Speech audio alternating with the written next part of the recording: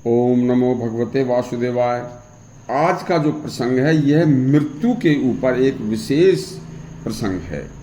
देखिए, शास्त्र कहते हैं, हमारे संत कहते हैं कि मृत्यु से डरना क्या है। यह तो जीवन का एक आम कार्य है, यह जीवन का उत्सव है, यह डरने का कार्य नहीं है। सुनिए, बड़ा ही सुंदर प्रसंग है। मृत्यु मनुष्य के ज्ञान व जीवन की परीक्षा है। कवि राम नरेश त्रिपाठी ने कहा है कि मृत्यु एक सरिता है जिसमें श्रम से कातर जीव नहाकर फिर नूतन धारण करता है काया रूपी वस्त्र बहाकर।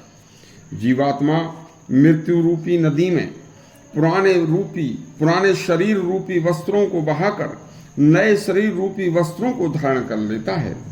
संत कबीर कहते हैं, जल में कुंभ, कुंभ में जल है बाहर भीतर पानी, फूटा कुंभ जल जल ही समाना, यह तथ कथ्यो ज्ञानी। अर्थ यह है कि मनुष्य के चारों ओर ब्रह्म रूपी जल से संसार भरा हुआ है।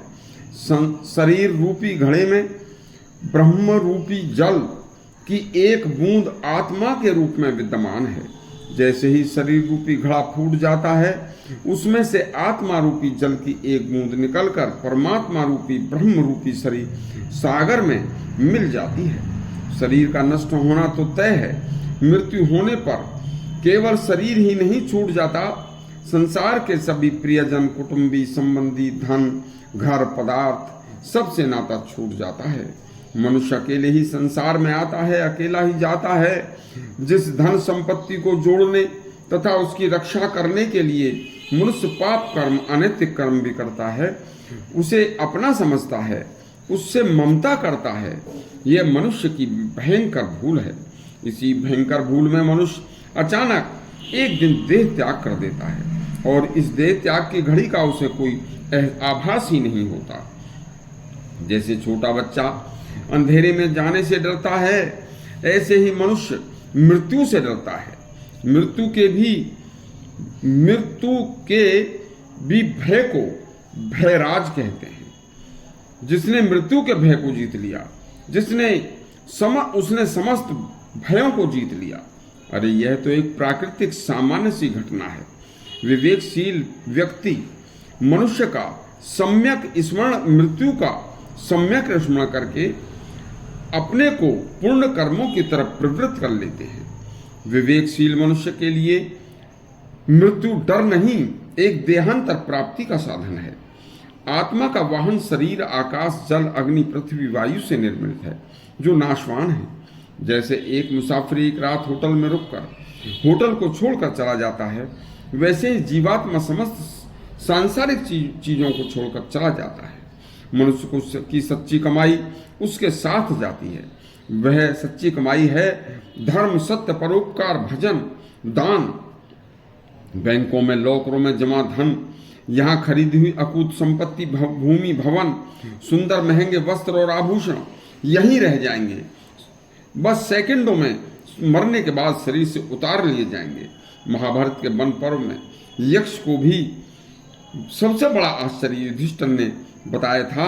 अभिमान पूर्ण कार्य आचरण, घमंड और सदैव जिंदा रहने की चेष्टा मनुष्य का सबसे बड़ा आश्चर्य है। बहुत से मनुष्य पवित्र देह रूपी शरीर को मदिरा पान करके और मांस भक्षण करके दूषित कर लेते हैं। शरीर का श्रृंगार स्वच्छ विचार, मन, शुद्ध मन, वचन, पवित्र कर्म करने से होता है।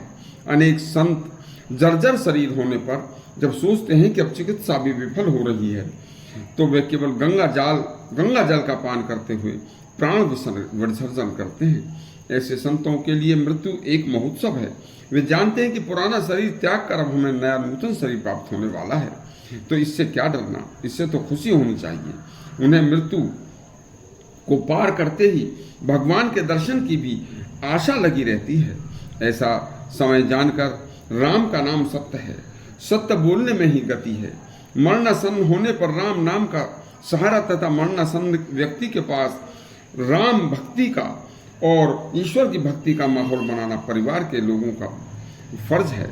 देखिए, मरणासन्न व्यक्ति के पास उसकी शांति भंग न हो, मृत्यु के समय सुकरात ने रोने वाली स्त्रियों को अपने पास से हटने का आदेश दे दिया था। जीवन में राममय होकर पवित्र हृदय से किसी का भी जी न दुखाते हुए पुण्य कर्म करो, यह सुरक्षा चक्र है।